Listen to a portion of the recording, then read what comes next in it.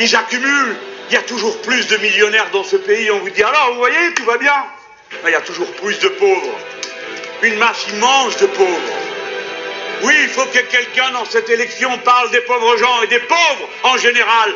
Regardez de près ce qui va vous arriver si vous ne faites pas le choix qu'on tourne la page de cette période épouvantable où on a cru qu'en compressant les salaires et en poussant sans arrêt les gens dans le dos, en leur tendant les bras, on ferait décoller magiquement l'économie et la production. C'est tout le contraire qui s'est produit. Ça fait 20 ans que ça dure. Est-ce que c'est pas le moment d'arrêter ça? Est-ce que c'est pas le moment de dire que le problème, c'est celui de ceux qui se gavent? Ce n'est pas le problème de l'immigré. Ce n'est pas le problème de celui qui n'a pas votre religion. Le problème, c'est le banquier. Le problème, c'est Mullier. Voilà le problème. Il a un nom, il a une adresse. Pendant ce temps-là, il y a des gens qui crèvent de faim dans ce pays, qui sont pauvres, de la faute de tout le monde et de la faute non, madame, pas de tout le monde, de ceux qui prennent tout et ne laissent rien aux autres. Bien sûr. Et ça vous écorce la bouche de parler de capitalisme? Vous pouvez dire ici que le capital a été rémunéré aujourd'hui comme jamais dans l'histoire. Avant, on travaillait 10 jours pour payer les actionnaires, maintenant 40 jours. Voilà pourquoi les gens sont pauvres, ça tombe pas du ciel. Qu'est-ce qui nous empêche aujourd'hui d'obliger ceux qui possèdent des capitaux en France à placer en France? Pourquoi 70% de la dette française est-elle collectée à l'échelle internationale? Pourquoi 1 euro sur 2 des compagnies d'assurance sont placées à l'étranger, en dehors de France? Pourquoi c'est comme ça? Est-ce que cet argent n'est pas d'abord nécessaire ici? Et vous, tout ce que vous avez à répondre, c'est « Monsieur Mélenchon, vous faites le clown, moi je m'occupe de la vie des gens ».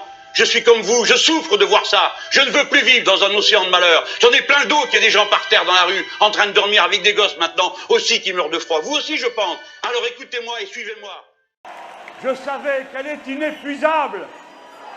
La vague qui nous porte, génération après génération, de la Bastille à la République.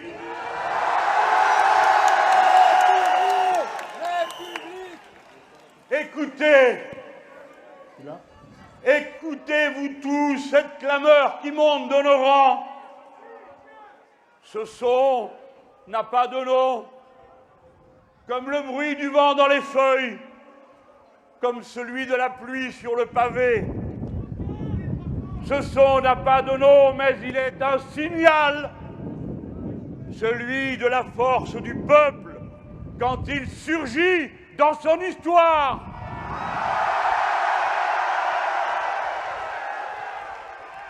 Ce rugissement qui passe sur nos fils, c'est celui du lion de bronze au pied du monument, dont l'auteur a voulu qu'il symbolise le suffrage universel.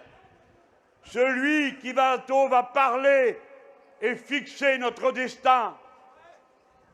Nos voix montent vers cette femme que voici, Marianne la République inachevée, tant que le peuple n'est pas souverain dans son pays, en tout et pour tout.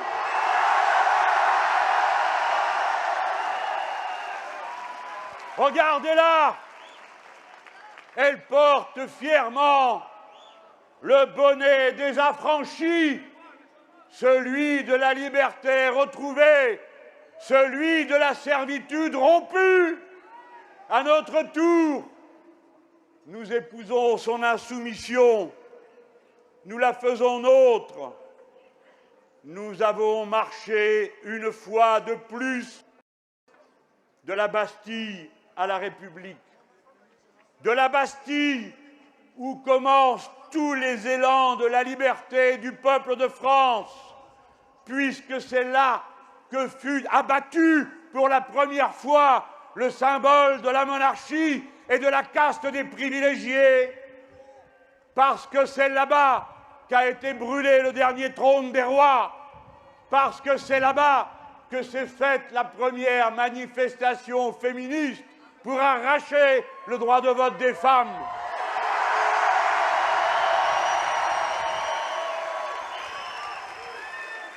Et c'est là-bas qu'il y a 5 ans, nous avons entrepris ce que nous poursuivons aujourd'hui avec constance et cohérence, avec confiance et patience, et jusqu'à la victoire.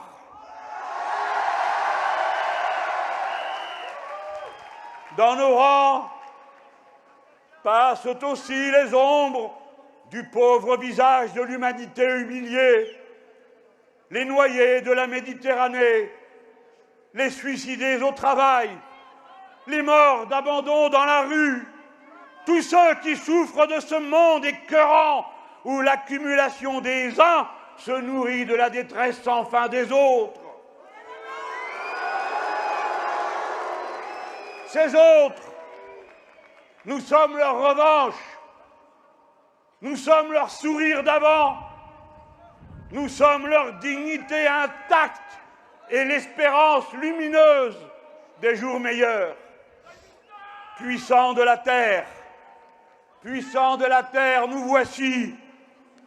Nous sommes une nouvelle fois au rendez-vous de notre histoire.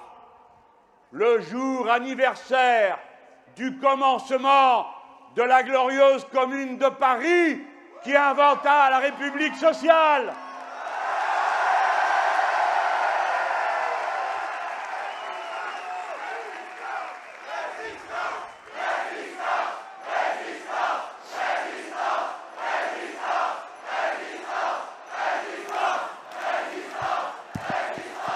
Sur cette place, devant le monument édifié pour le centenaire de la Révolution de 1789, qui a fait de nous un peuple un et indivisible, non du fait de nos ancêtres, de notre couleur de peau, ni même de notre parler, mais de l'horizon qui nous rassemble pour toujours.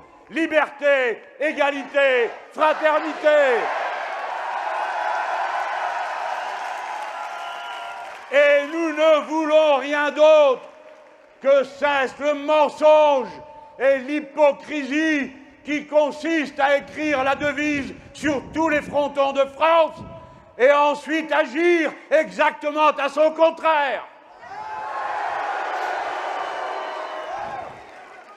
Nous voici pour proposer la 6e République sur cette place où fut annoncée la 5e dont nous voulons tourner la page.